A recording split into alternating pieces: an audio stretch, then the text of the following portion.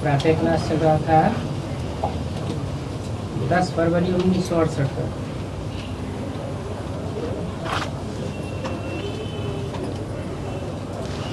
बात चल रही थी, पहले तो अपन को आत्मा समझें तभी बाप को याद कर सकते हैं, नहीं तो याद नहीं कर सकेंगे। क्योंकि याद तो रूहानी बाप को ही करना है।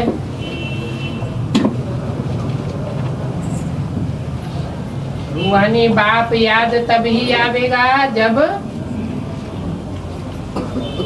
आत्मिक स्थिति में स्थित होंगे। इस अंतिम जन्म में ही अपन को आत्मा समझने की प्रैक्टिस करनी है।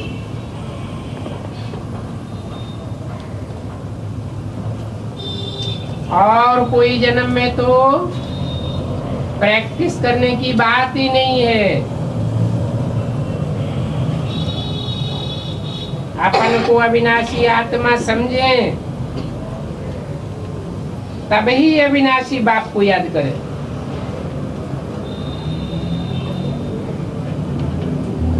आत्मा और परमात्मा के रूप का किसी को भी पता नहीं है। बल कहते हैं चमकता है जब सितारा, परंतु वो अजब सितारा याद थोड़ी रहता है। तुम कहते हो आत्मा बिंदी है, परमात्मा भी बिंदी है। ऐसा कहने से वो हंसी उड़ाते हैं। अरे आत्मा को रियलाइज करना चाहिए ना। जिसने आत्मा और परमात्मा को रियलाइज किया है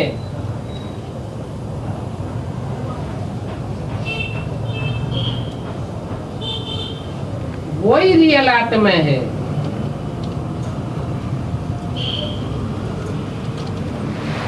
नहीं तो जनावर है।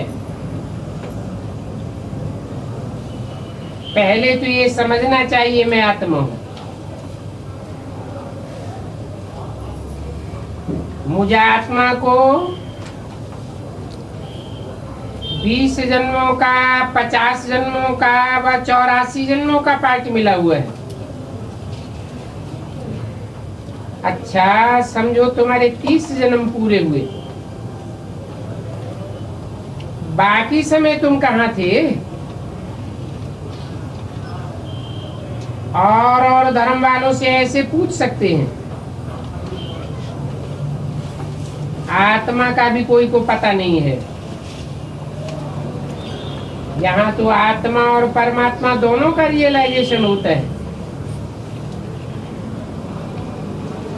जिससे आत्मा का योग परमात्मा बाप से रहे और बाप से वर्षा पाई सके। सारा दिन विचार सागर मंथन करना चाहिए आत्मा के बारे में कि हम आत्मा ने कब कब कैसे कैसे कहां कहां जन्म लिए। अच्छे भक्त लोग जो होते हैं वो सवेरे उठ करके माला फेरते हैं।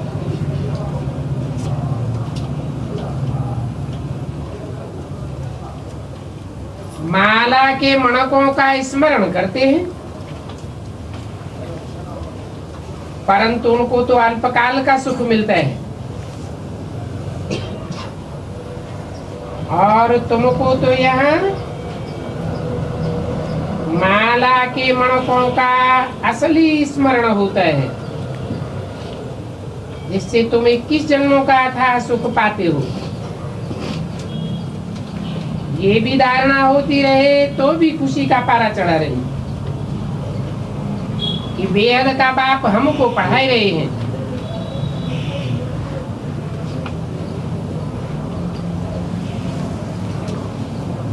दस फरवरी 1968 की वाणी का तीसरा पेज।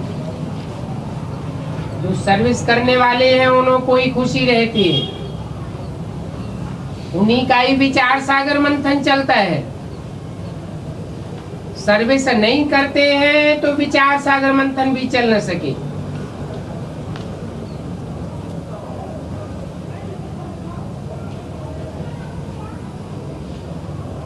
कोई तो अंदर में जलते मरते रहते हैं, खुशी चढ़ती ही नहीं है, बाप पढ़ाए रहे हैं समझते नहीं। देवता बनने का पुरुषार्थ करना चाहिए ना। बाबा जो कहे वो करना चाहिए। कब भी लोभ के वशीभूत होकर के चोरी आदि नहीं करनी है, और कब भी मुख से कुवचन भी ना बोलना चाहिए। भूत नहीं आना चाहिए। बाप समझाते हैं कोई भी बात में मुझना नहीं है। ऐसे नहीं कि ब्रह्मा कुमारियां ऐसा क्यों कहती हैं। अरे ब्रह्मा कुमारियां कोई तो राजा कुमारी बनेगी, और कोई ब्रह्मा कुमारी तो प्रजा कुमारी भी बनेगी। चंडाल का जन्म लेने वाले भी तो होते हैं ना।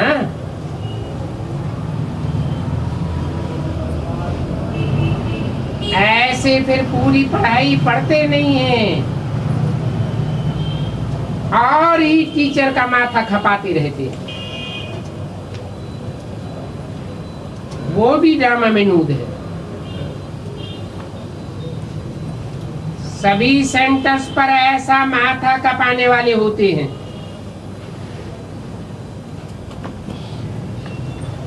आपस में ही लड़ पड़ते हैं, फिर दो दो पार्टियां कर देते हैं। ऐसे भी हैं, ब्राह्मण से भी लड़ पड़ते हैं। अनेक प्रकार के विघ्न पड़ते रहते हैं। मनुष्यों को पति से पावन बनाने में कितनी मेहनत करनी पड़ती है। बाप को जान करके फिर कोई भूल करते हैं तो 100 गुना दंड पड़ जाता है। बाप को बुलाया है कि हमको सुख धाम का मालिक बनाओ, कांटों से फूल बनाओ, तो श्रीमत पर भी चलना चाहिए ना, तभी तो ऊंचे पद पावेंगे। नहीं तो कल्प कल्पांतर पाई पैसे का पद पाते रहेंगे।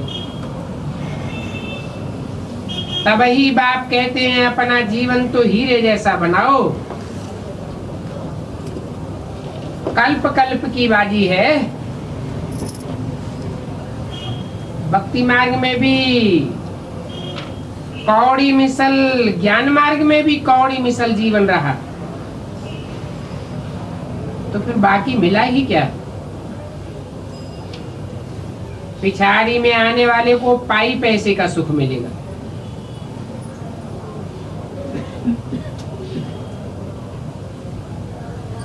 जो आत्मा जितना जितना पहले पहले परम धाम से उतरेगी उतना जास्ती सुख पावेगी। और तुम तो 21 जन्म का पूरा सुख पाते हो। जैसे दीपमाला पर ढेर के ढेर मच्छर जन्मते हैं और मर जाते हैं, वैसे यहाँ भी देरी से आने वालों का क्या हाल होगा।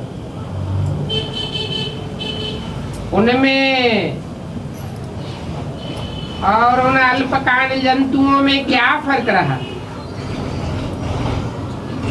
जन्म लिया, थोड़ा सुख पाया और ये मरा। परंतु ऐसा जन्म देने के लिए बाप तो नहीं आए।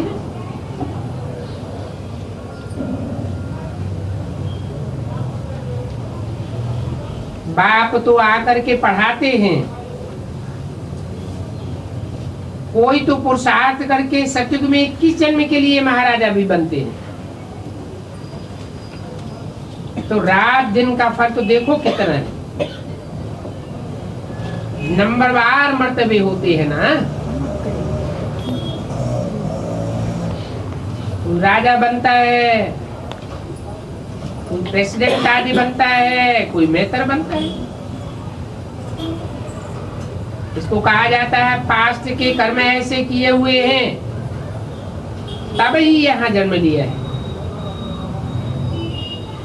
ऐसे नहीं कि साहूकार तो फिर साहूकार के घर में ही जन्म जाकर लेंगे। तो तब ले सकते हैं जब दान पुण्य करेंगे और गुण भी अच्छे होंगे। बाबा का देखा हुआ है, एक राजा बड़ा ही फर्स्ट क्लास करोड़पति था। उनको बच्चा हुआ, राजकुमार ठहरा ना। अहो सौभाग्य कि राजा के पास जन्म हुआ। बड़ा होने से बच्चा संग दोष में आ गया और बाप मर गया। बस जो भी पैसे थे 2 मास में सब खत्म कर दिए। तो देखो जन्म तो अच्छे घर में मिला, फिर कर्म इतने बुरे किए तो दूसरा जन्म क्या मिलेगा?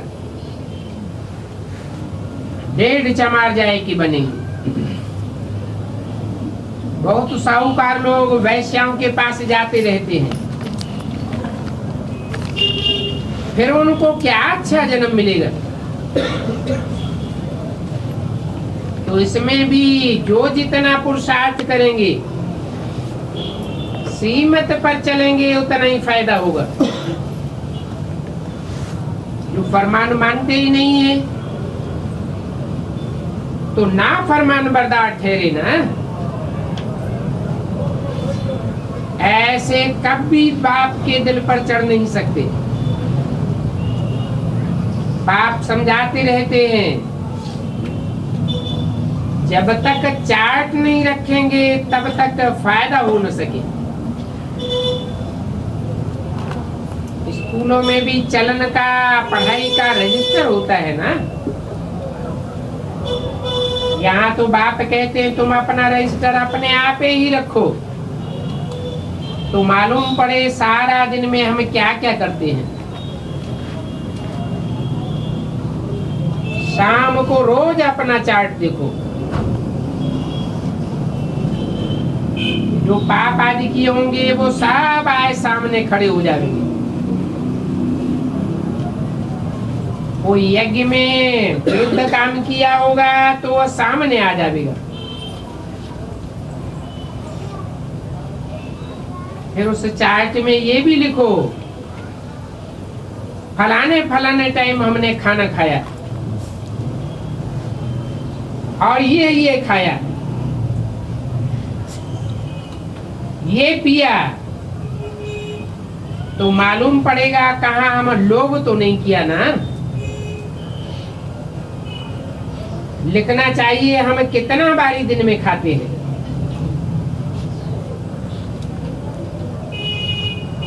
अभी खाया पिया सब लिखना चाहिए, तब ही सुधार होगा। बाप समझ जाते हैं इनकी तकदीर में कुछ नहीं है, तो ये रजिस्टर रखते ही नहीं है। समझते थोड़े ही है, ये भगवान वाच है। समझते हैं कि ये बातें तो दादा कहता रहता है। बच्चों को मालूम नहीं पड़ता है कि कौन कहते हैं, कुछ भी रिगार्ड नहीं है। पाप ही करते रहते हैं, ऐसे फिर रिगार्ड रख न सके। तो रात को बैठ करके सारा दिन की चाल को देखो, सारा दिन क्या क्या खाया क्या पिया, अपन पर नजर रख करके तब आगे बढ़ सकेंगे।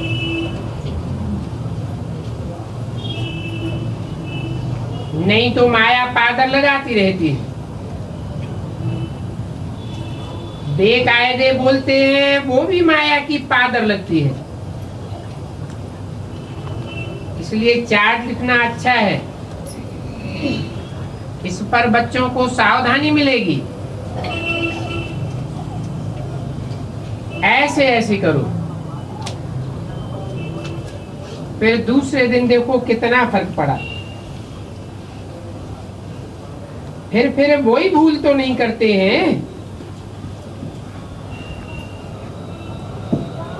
फिर वो काम छोड़ देना चाहिए।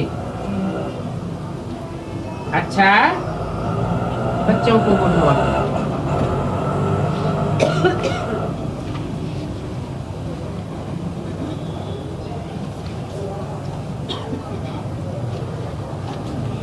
अगला प्रातः क्लास है 11 फरवरी सन 1968।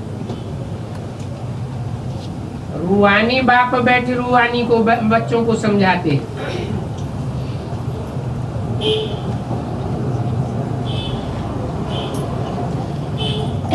रूहानी बाप भी कर्मेंद्रियों से सुनते हैं,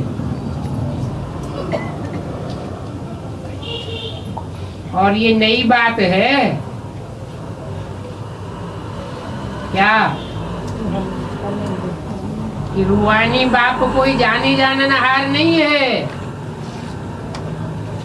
उनको भी साकार शरीर में आकर के कर्मेंद्रियों से कर्म करना पड़ता है। दुनिया में और कोई मनुष्य ऐसे कह न सके। तुम्हारे में भी नंबरवार पुरुषार्थ अनुसार समझते हैं, नहीं तो समझते हैं बाप तो जानी जाननहार है। जैसे टीचर पढ़ाते हैं तो स्टूडेंट का नंबरवार पुरुषार्थ अनुसार रजिस्टर शो करता है, रजिस्टर से ही उनकी पढ़ाई और चलन का पता पड़ जाता है। तो मूल है ही पढ़ाई और कैरेक्टर, ये तो है ईश्वरीय पढ़ाई, जो ईश्वर के सिवाय और कोई पढ़ाई नहीं सकता। रचयिता और रचना के आदि मध्य अंत के सृष्टि की नॉलेज है, ये तो कोई भी मनुष्य सारी दुनिया में नहीं जानते हैं। ऋषि मुनि जो इतने पढ़े लिखे शास्त्रों की अथॉरिटी होते हैं, वो प्राचीन ऋषि मुनि खुद कहते हैं हम रचयिता और रचना के आदि मध्य अंत को नहीं जानते। नहीं जानते हैं तो नास्तिक है। तुम भी रचयिता को थोड़े ही जानते थे।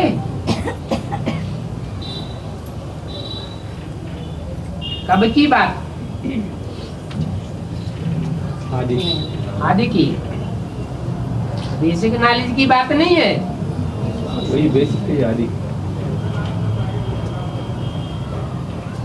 आदि में तो रचयिता भी प्रत्यक्ष नहीं था और रचना का भी किसी को कुछ पता ही नहीं था। बेसिक नॉलेज में भी वर्षों पढ़ाई पढ़ते रहे, परंतु रचयिता बाप का कुछ भी पता नहीं चला। बाप को ही आकर के अपनी पहचान देनी पड़ती है। गाया भी जाता है ये है कांटों का जंगल,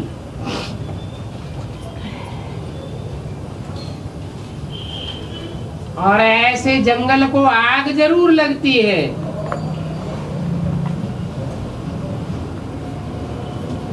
ऐसे जंगल को जो कांटे के कांटे ही रह जाते हैं, सुधरते नहीं हैं।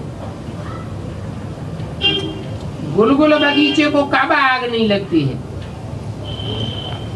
क्यों नहीं लगती?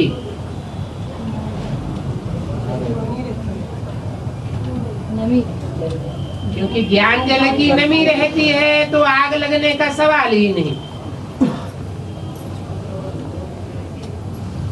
जंगल तो सारा ही सूख जाता है,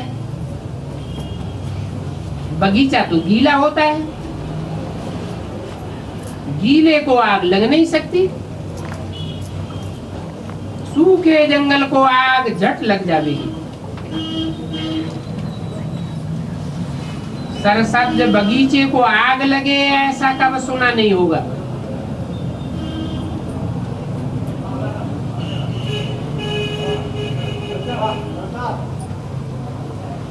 ब्राह्मणों की दुनिया में सरसब्ज बगीचा भी है और कांटों के जंगल भी है। भांति भांति के कांटों के जंगल हैं और भांति भांति के बगीचे हैं सरसब्ज।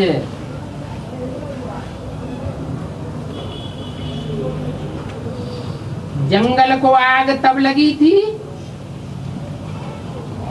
जबकि सरसब्ज बगीचे की स्थापना हो गई थी।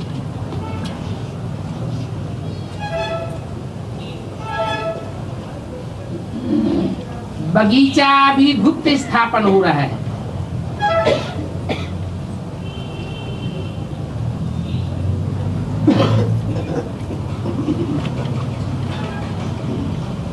तुम जानते हो कि हम बगीचा के खुशबूदार नंबरवार देवता बन रहे हैं। उस बगीचे का नाम ही है स्वर्ग। नाम से क्या साबित होता है? हैं? जरूर स्वस्थिति में जाने वाले हैं। जो स्वस्थिति में रहने वाले होंगे उनमें कितनी रूहानियत होगी, कितनी खुशबुएं होंगी। उस कांटों के जंगल में तो कितनी बदबूएं हैं। इनका नाम ही है नरक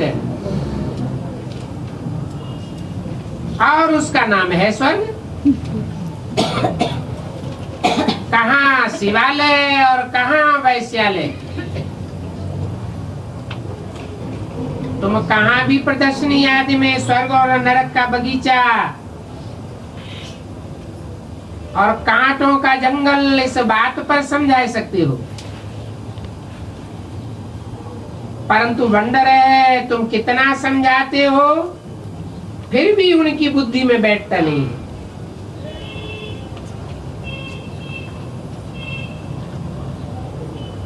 जो इस धर्म के नहीं होंगे उनकी बुद्धि में बैठेगा ही नहीं। एक कान से सुना और दूसरे कान से निकाला। सतयुग त्रेता में भारतवासी कितने थोड़े होंगे।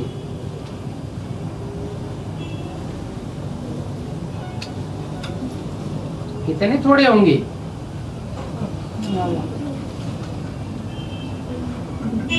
सतयुग अंत में 2 करोड़ और त्रेता में 10 करोड़। फिर द्वापर कलयुग में वृद्धि हो जाती है। वहां सतयुग में 1 बच्चा,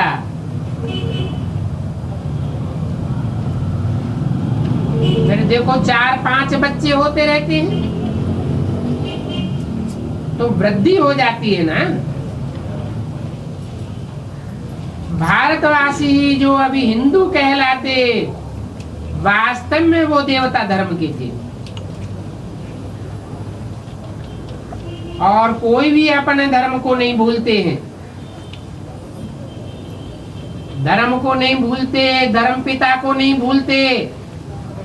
भारतवासी अपने धर्म को भूल जाते हैं। धर्म की स्थापना किसने की वो भी भूल जाते हैं।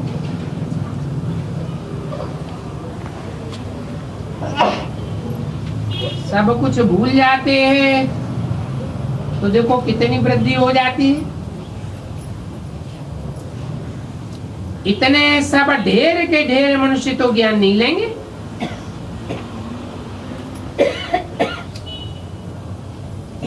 तुम हर एक अपनी अवस्था को समझ सकते हो।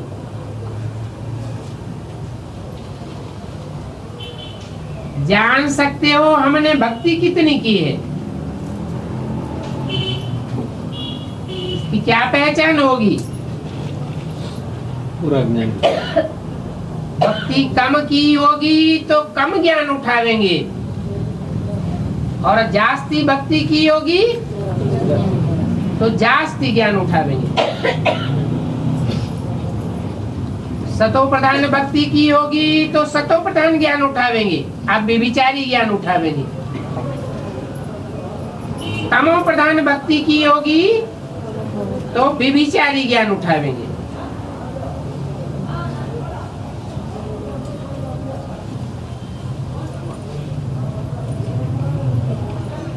बहुत भक्ति की होगी तो बहुतों को उठावेंगे, बहुतों को समझावेंगे। ज्ञान नहीं उठा सकते हैं तो समझो इन्होंने भक्ति थोड़ी की है। थोड़ी भक्ति की होगी तो फल भी थोड़ा मिलेगा। भक्ति का फल क्या है? ज्ञान। तो हिसाब किताब है। बाबा को एक बच्चे ने और धर्म वाले के जन्मों का भी हिसाब निकाल करके भेजा था। इस्लामियों के इतने जन्म, बौद्धियों के इतने जन्म होने चाहिए।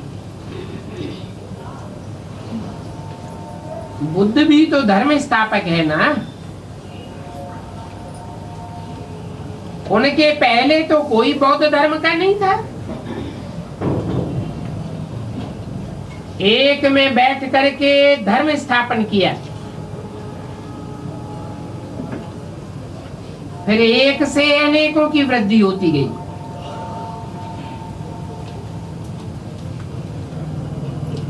ये भी एक ही प्रजापिता है। इस एक से फिर कितनी वृद्धि होती है? कितनी वृद्धि होती है?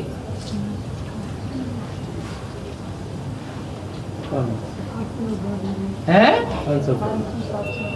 500-700 करोड़ जो भी प्रजा है कोई भी धर्म की, वो सब मूल में किसकी संतान है? प्रजापिता ब्रह्मा की संतान है। तुमको तो राजा बनना है नई दुनिया में।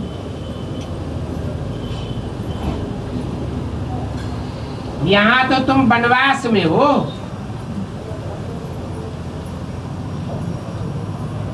तो कोई भी प्रकार का शौक नहीं रहना चाहिए।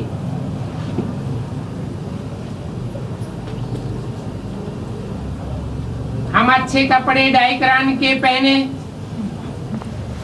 अच्छी साड़ी पहने, ये सब देह अभिमान है।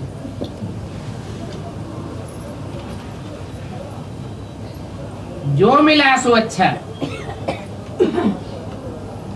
इस दुनिया में तो बाकी थोड़ा समय रहना है। यहाँ अगर ऊंचे कपड़े पहनेंगे तो फिर वहां कम हो जाएगा।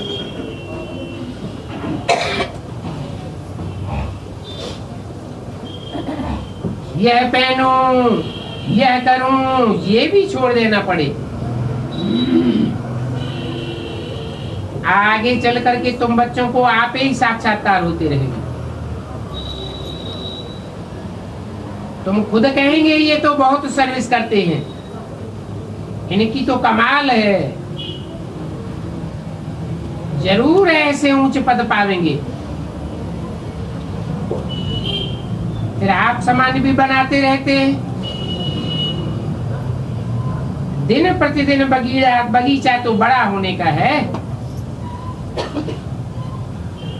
जितने देवी देवता सत्युगतेता के हैं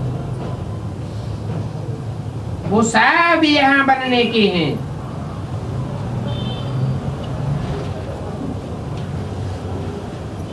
प्रत्यक्ष हो जाएगा।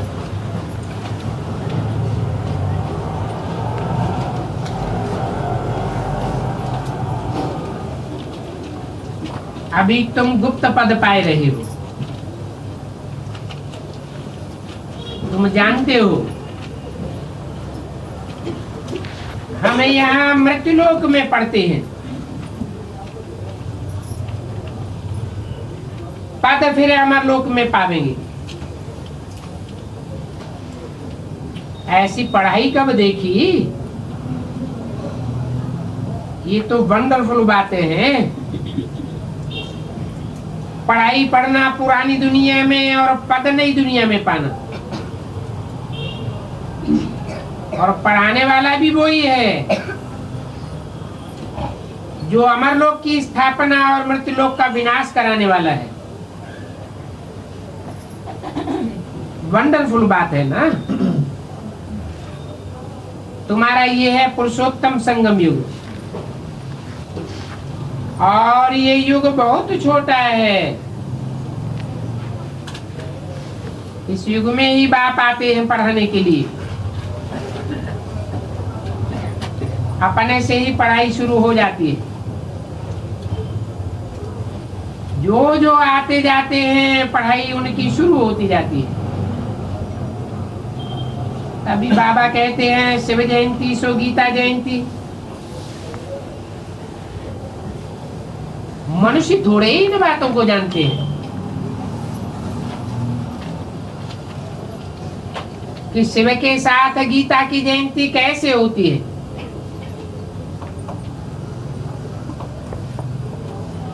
ग्यारह 268 की वाणी का दूसरा पेज। उन्होंने तो कृष्ण का नाम सांवरा रख दिया है।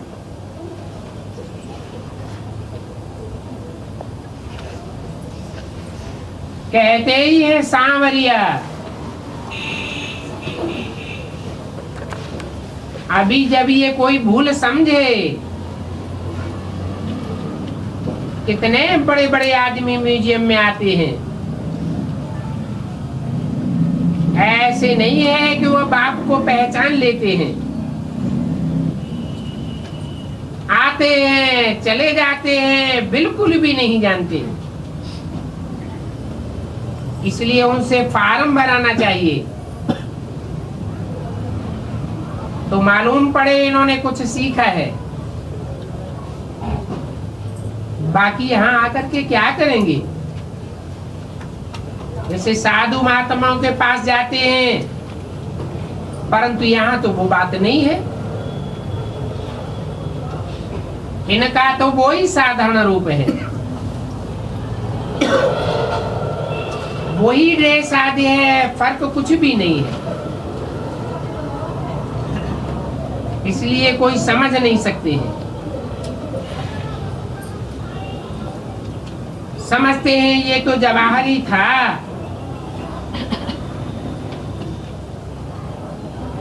परंतु वो तो था विनाशी रत्नों का जवाहरी।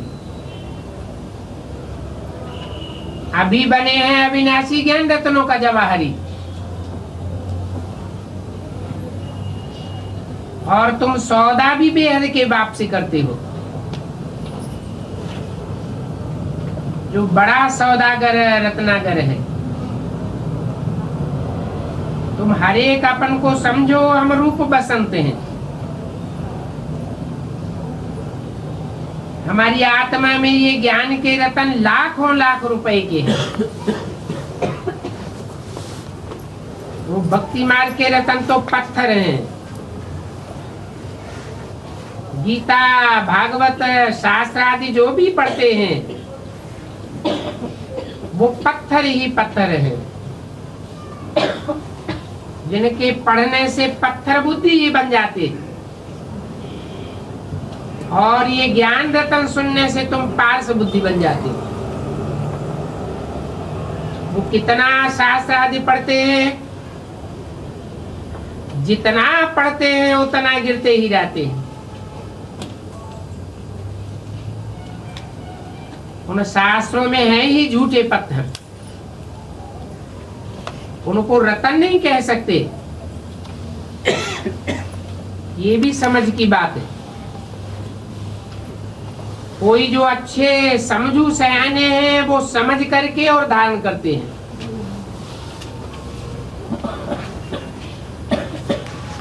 क्या कहा? जो सयाने हैं, समझ करके धारण।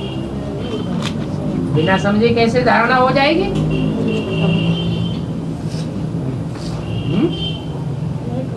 नहीं समझने से नहीं होता। नहीं समझते हैं तो रट लेते हैं, रटी रटाई बात सुनाते रहते हैं। गीता का भगवान कृष्ण नहीं है, शिव है। बुद्धि में कुछ भी नहीं बैठता कि गीता का भगवान निराकार शिव ज्योति बिंदु कैसे गीतापति भगवान बनेगा। रट लेते हैं 10 वर्ष में दुनिया का विनाश हो जाएगा। बुद्धि में बैठता नहीं है, इतनी बड़ी दुनिया का विनाश 10 वर्ष में कैसे हो जाएगा, कैसे नई दुनिया स्थापन हो जाएगी। तो समझे बिगर रट लेते हैं, गले तक धारण होता है, दिल के अंदर बात नीचे नहीं उतरती।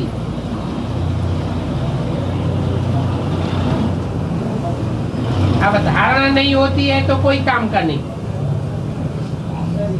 झोली में टूंग है तो सारा बह जाता है। बाप कहते हैं तुमको हम अविनाशी ज्ञान रत्नों का दान देते हैं।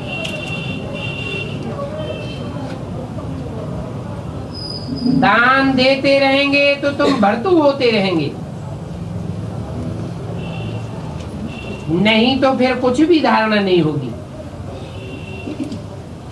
और धारणा न होने का कारण है रोज पढ़ाई पढ़ते नहीं है, कायदे अनुसार चलते ही नहीं है। नहीं तो हर एक स्टूडेंट को पंक्चुअल और रेगुलर ये पढ़ाई पढ़नी चाहिए।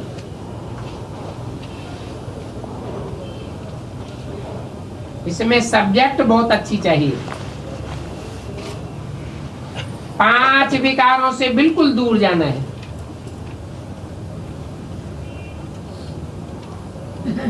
तुम कराची में बड़े अच्छे फर्स्ट क्लास थे, सबसे पूछा जाता था तुम कितनी रोटी खावेंगे, हर एक की लिस्ट रहती थी, नियमानुसार ही खाना चाहिए।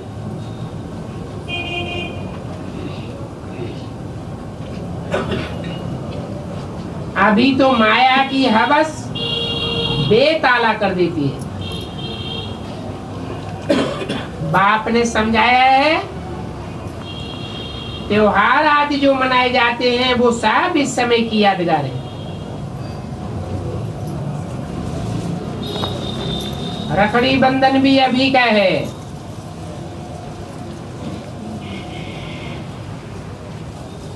मनुष्य इसका अर्थ नहीं समझते हैं। क्या अर्थ है? रक्षाबंधन में ब्राह्मण आकर के राखी बांधता है। राखी रक्षा की निशानी है। जरूर बाप ब्राह्मण बन करके आया होगा, कोई ब्राह्मण तन में आता है और 5 विकारों से रक्षा के सूत्र में बांधता है।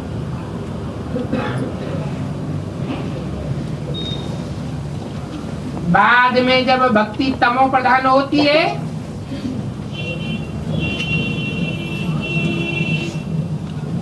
तो कन्याएं भाइयों को बांधने लग पड़ती है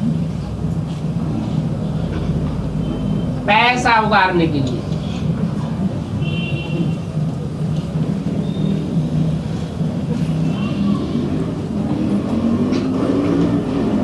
यहाँ तो पवित्र होने की राखी बांधी जाती है, वो तो अपवित्र होने की बांधते हैं। तुम जानते हो आगे पवित्र ब्राह्मण राखी बांधते थे।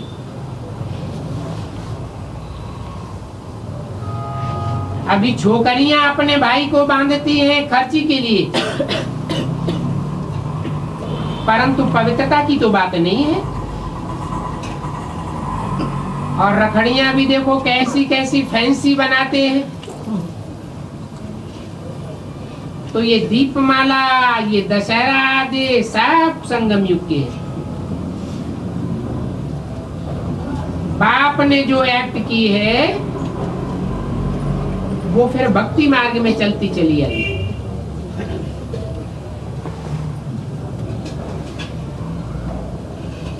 बाप तुमको सच्ची गीता सुना करके यह देवता बनाते हैं।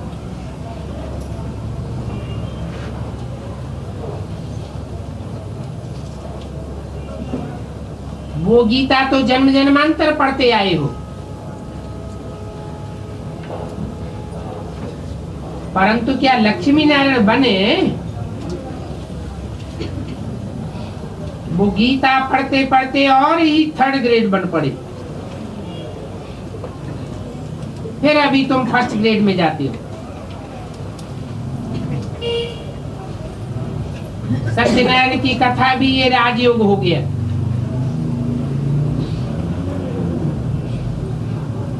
क्योंकि तुम इस सच्ची कथा से नर से नारायण बनते हो। तो अब तुम बच्चों को सारी दुनिया को जगाना है। इसके लिए कितनी ताकत चाहिए? बाप की याद की ताकत से ही तुम कल्प कल्प स्वर्ग की स्थापना करते हो। योग बल से होती है स्थापना और बाहुबल से होता है विनाश।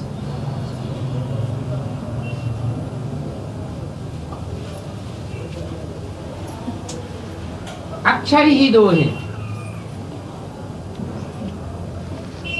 योग बल अर्थात पवित्रता का बल, बाहुबल अर्थात अपवित्रता का बल।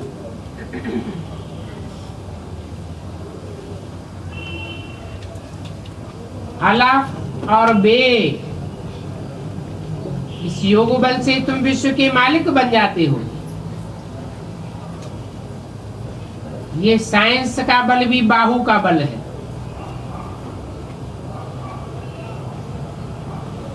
तुम्हारा ज्ञान तो बिल्कुल ही गुप्त है। तुम जो सतो प्रधान थे सो अब तमो प्रधान बने हो। फिर अभी तुमको सतो प्रधान बनना है। हर एक चीज नई सो फिर पुरानी जरूर होती है। नई दुनिया में क्या नहीं होता है, पुरानी दुनिया में तो कुछ भी नहीं है। ये पुरानी दुनिया तो जैसे एकदम खोखा है। कहाँ भारत भर्तु स्वर्ग और कहाँ ये भारत नरक, रात दिन का फर्क हो जाता है। यहाँ तो है रावण राज्य, रावण को जलाते रहते हैं, परंतु जलाने का अर्थ भी जरा भी नहीं समझते। क्या जलाने का अर्थ है? रावण की पुतला जला। हैं?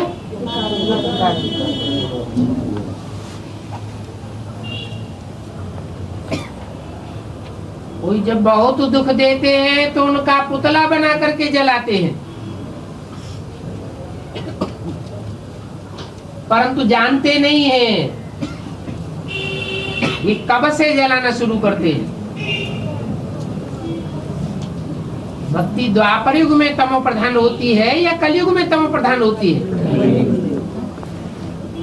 तो द्वापर से जलाते आए या कलयुग में? कलयुग से ही रावण को जलाते हैं। जलाने का मतलब है जी को जलाना।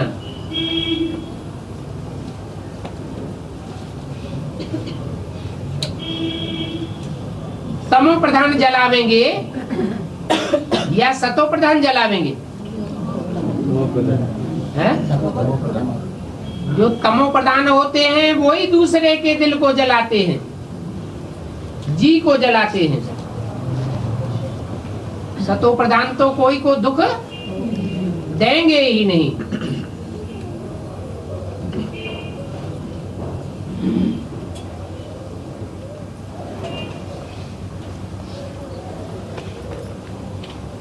अभी तुम समझते हो कि भक्ति मार्ग में को क्या क्या करते रहते हैं। जाड़ की एक बीमारी होती है,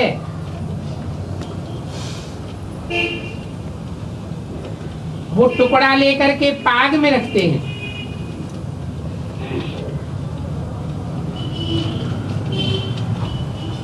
कहते हैं हम लंका लूट करके लाए। इसको कहा जाता है अज्ञान। तुम्हारे में भी कल अज्ञान था, आज ज्ञान है। कल तुम नरक में थे, आज स्वर्ग में हो। रियलिटी में तुम स्वर्ग में जा रहे हो। ऐसे नहीं जैसे वो लोग सिर्फ कहते हैं स्वर्गवासी हुआ, परंतु स्वर्गवासी तो कोई होता नहीं है। सब इसी नरक की दुनिया में जन्म लेते रहते हैं। तुम तो स्वर्ग में चले जाएंगे, फिर ये नरक होगा ही नहीं। बल तुम्हारी बुद्धि में है। नरकवासी नरक में जन्म लेते हैं और स्वर्गवासी स्वर्ग में जन्म लेते हैं। फिर नरक से स्वर्ग कैसे बनेगा? नर से नारायण बन जाएंगे। नर से नारायण बन जाएंगे तो नर से नारायण कैसे बन जाएंगे? नर होते हैं नरक में। नारायण स्वर्ग में होगा या नरक में होगा? तो कैसे होगा? यहाँ वाइब्रेशन पहले परिवर्तन होंगे, मन बुद्धि रूपी आत्मा के, जिनके वाइब्रेशन और संकल्प पूरे शुद्ध हो जाएंगे। उनको वातावरण कैसा मिलेगा? सात्विक वातावरण मिलेगा।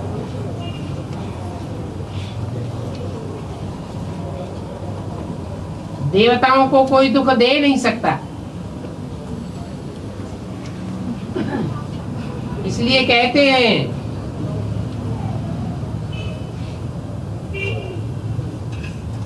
जैसे वाइब्रेशन से शरीर छोड़ते हैं वैसी ही दुनिया में जाके जन्म लेंगे। खराब भावनाओं से शरीर छोड़ते हैं तो दुर्गति को पाते हैं, अंतमते सोगते हो जाती है।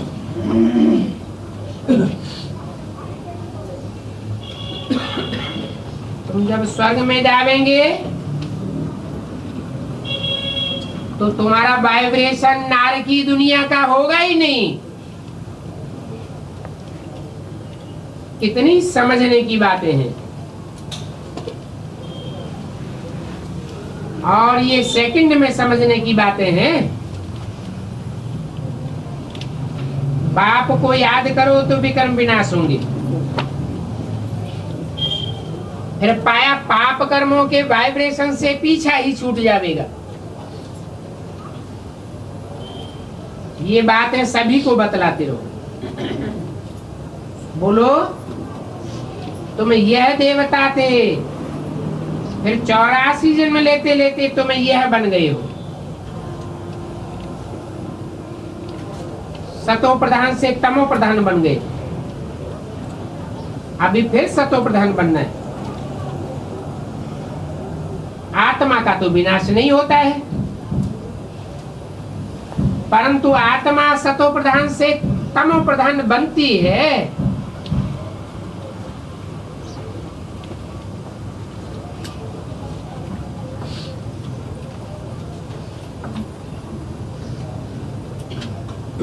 बाबा किस्म किस्म से समझाते रहते। 11/2/68 की वाणी का 3रा पेज। बाबा बताते हैं कि मेन बैटरी कब पुरानी नहीं होती है,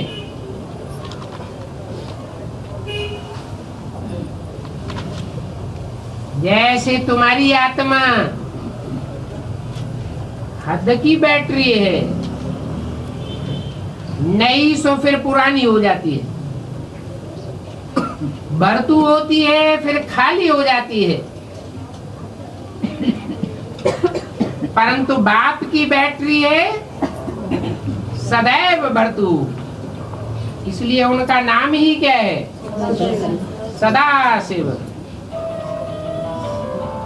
बाबा कहते हैं अपन को छोटी आत्मा समझो,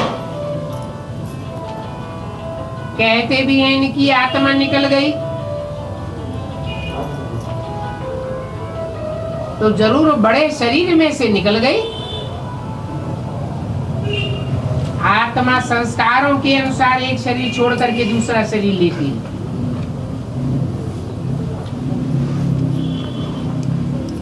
संस्कार वाइब्रेशन से बनते हैं।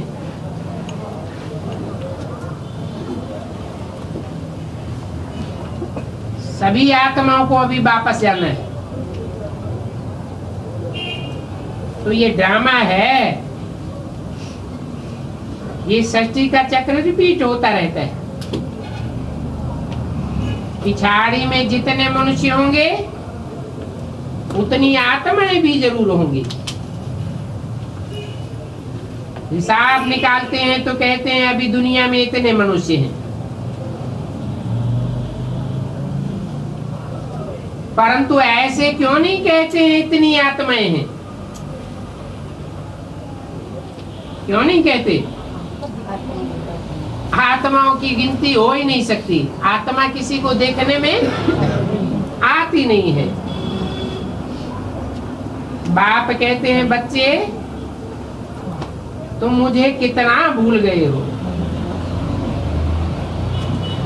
सभी का फिर मुझे आकर कल्याण करना है। तब पुकारते हैं तुम बाप को इतना नहीं समझते हो, परंतु तुम बाप को क्यों भूल जाते हो? बाप थोड़े ही बच्चों को भूलेंगे, ये तो हो ही नहीं सकता। बाप आते ही हैं पतित आत्माओं को पावन बनाने के लिए।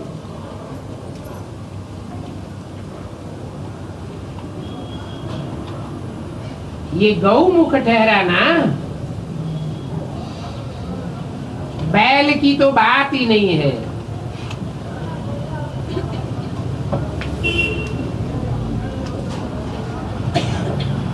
ये भाग्यशाली रथ है ना।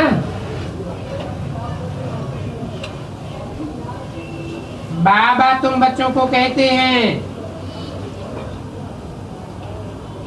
कि तुम शिव बाबा को भक्ति मार्ग में संगारते आए हो, परंतु लिंग को तो बाबा नहीं कहा जाता। बाबा तो ग्रैंडफादर को कहा जाता है ना। तो ये संगारने की बात कब की है? संगम युग की बात है। ये बात पक्का याद रहे। शिव बाबा को याद करने से बहुत फायदा है। इस ब्रह्मा का तो नाम भी न लो। क्यों?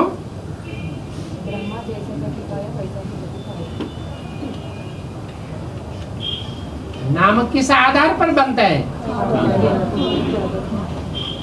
तो ब्रह्मा ने कोई काम सिद्ध नहीं किया होगा, तो भक्ति मार्ग में इनकी मूर्तियां मंदिर नहीं बनाए जाते हैं। बाबा भी कहते हैं ब्रह्मा का नाम न लो, इसलिए बाबा मम्मा का फोटो रखना भी पसंद नहीं करते हैं।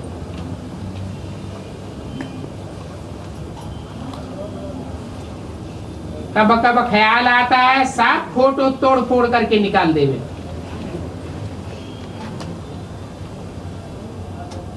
बाकी त्रिमूर्ति झाड़ में तो है ही समझाने के लिए, समझाना है। इनके द्वारा बाप पढ़ाते हैं।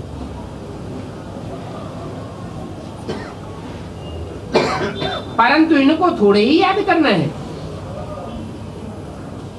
इनका फोटो तो कभी न लो,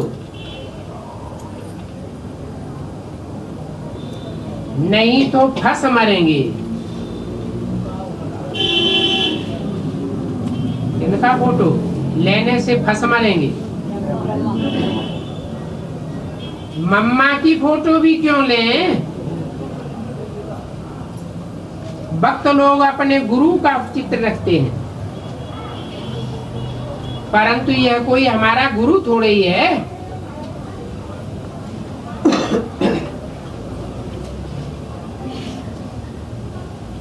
गुरु तो शिव बाबा है। बलिहारी उस बाप की ये है, उस पर ही बलिहार जाना है। और यह भी उन पर बलिहार गया। अब की बात है, हैं? ये ब्रह्मा उस बाप पर कब बलिहार गया? 36 यज्ञ के आदि की बात है। जब पता चला कि साक्षात्कारों का अर्थ ये है, नई दुनिया बनने वाली है, मुझे नई दुनिया में कृष्ण के रूप में जन्म लेना है, तो असलियत का पता लग गया। ये तो बुद्धि में नहीं बैठा कि इस नरक की दुनिया को ही स्वर्ग बनना है, परंतु इतना पक्का निश्चय बैठ गया कि नई दुनिया बनेगी, उस नई दुनिया में मैं पहला कंस बनने वाला हूँ। फिर क्यों भूल गया? है? फिर क्यों भूल गया प्रजापिता? प्रजापिता को इसलिए भूल गया कि प्रजापिता को भी उस समय पूरा ज्ञान नहीं था। वही पुरानी संस्कृत की गीता बैठ पढ़ करके सुनाते थे। कौन? प्रजापिता। एक दिन ऐसा भी आवेगा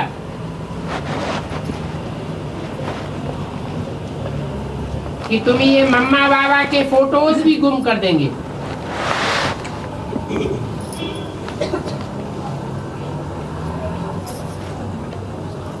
तुम सभी स्टूडेंट हो ना?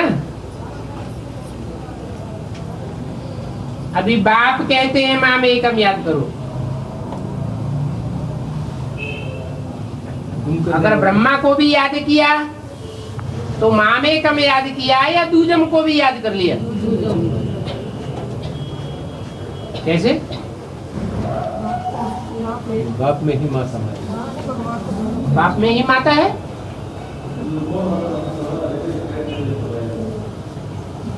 माँ में का माना मुझे एक पर्सनालिटी को याद करो।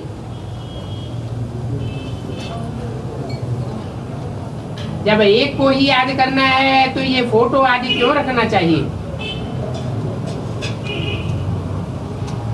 वास्तव में मम्मा की फोटो रखना भी बेकायदे है।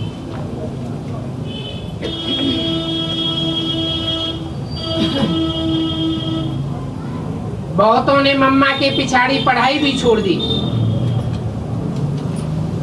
कैसे? कब की बात है?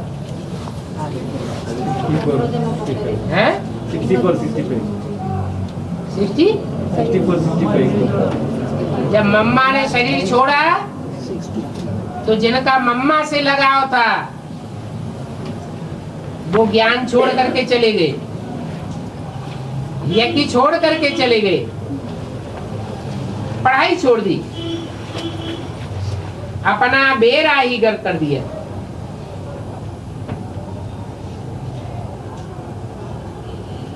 देहधारी का लगाव चाहे कोई भी देहधारी क्यों न हो, एकदम बेड़ा गर्क कर देता है।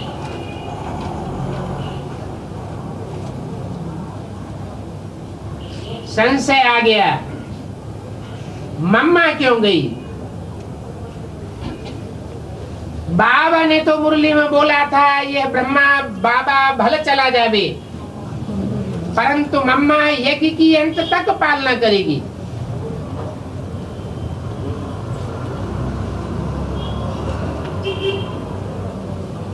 तो प्रश्न चित्त होते रहते हैं, ये मम्मा क्यों गई, ऐसा क्यों हुआ। अरे बाप कहते हैं ये तो शरीर गया ना, कि आत्मा परम धाम चली गई, शरीर गया। सो तो सबका नंबरवार शरीर जाना है, कोई भी रहना नहीं है।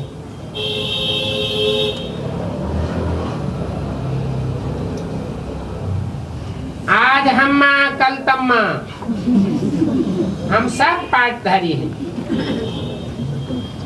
इसमें जरा भी संशय की बात नहीं,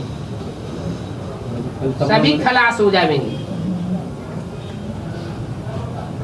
ये तो जानवरों की दुनिया है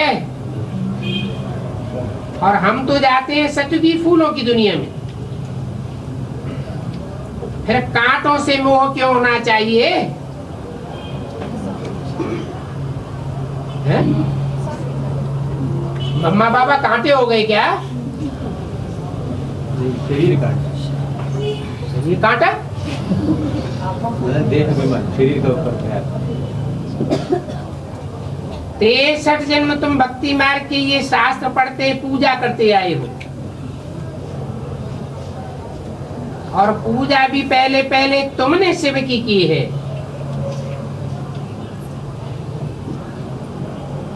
तभी सोमनाथ का मंदिर बनाया है। मंदिर तो सभी राजाओं के घर में थे, इतने हीरे जवाहरात मंदिर में थे, पीछे कलयुग में आकर के चढ़ाई की है।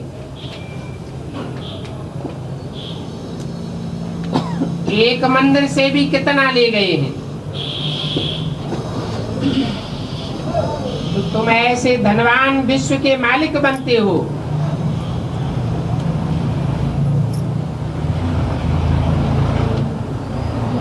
परंतु इन्हों के राज्य को कितना वर्ष हुआ ये किसी को पता नहीं। बाप बताते हैं 5000 वर्ष हुए।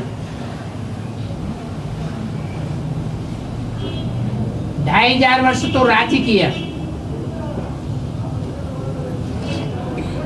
फिर 2500 वर्ष में इतने मठ पंथ आदि वृद्धि को पाते हैं। बच्चों को तो बहुत खुशी होनी चाहिए कि हमको बेहद का बाप पढ़ाते हैं, उनसे हमको अथाह मिल्कियत मिलती है।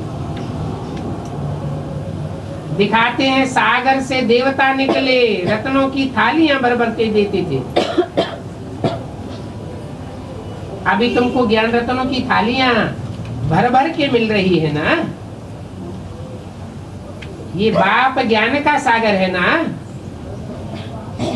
कोई तो अच्छी रीति झोली भरते हैं, कोई की झोली खाली रह जाती है। जो अच्छी रीति पढ़ेंगे पढ़ावेंगे जरूर अच्छे धनवान बनेंगे, राजधानी स्थापन होती है।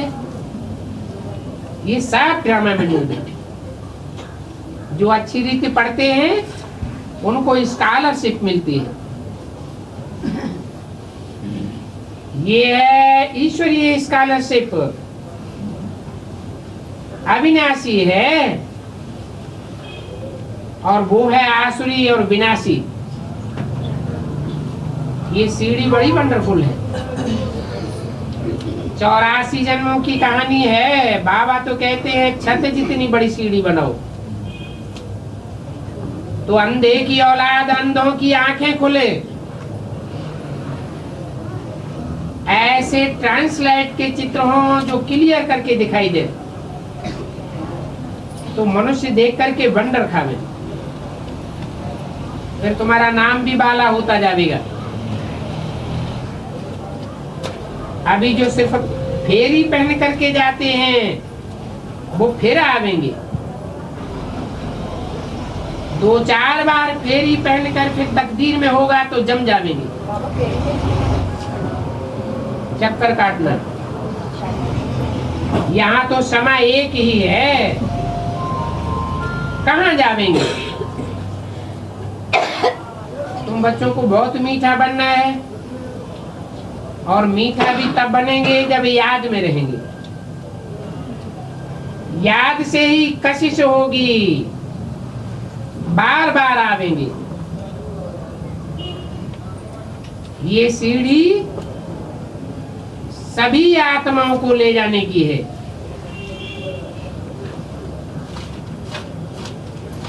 ऊपर जावेंगे, फिर नीचे आवेंगे, जावेंगे फट से, फिर नंबर 12 आवेंगे। वंडर है, हिस्ट्री ज्योग्राफी रिपीट कैसे होती है? किसने ये सब बातें समझाई हैं, उनको याद तो करना चाहिए। ऐसे नहीं शिव बाबा चला गया फिर आवेगा नहीं। बाप तो अभी ओमिनी प्रेजेंट है, और वहां उस दुनिया में ओमनी प्रेजेंट है माया, और यहाँ है बाप। अच्छा ओम शांति।